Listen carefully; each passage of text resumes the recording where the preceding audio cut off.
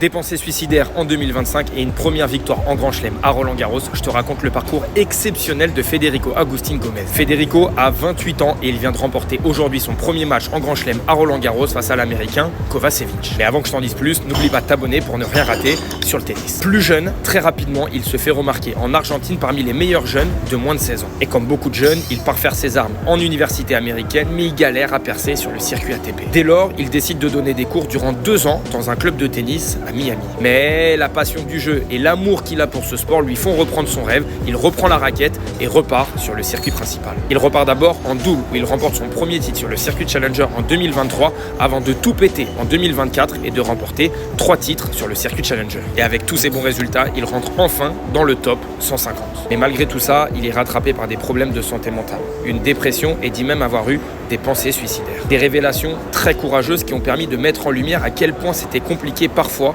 d'être sportif de haut niveau. Nous, spectateurs, on voit que le bon côté, on voit que la lumière et les paillettes, mais effectivement derrière tout ça, il y a énormément de galères. Alors sa victoire du jour me rend hyper heureux.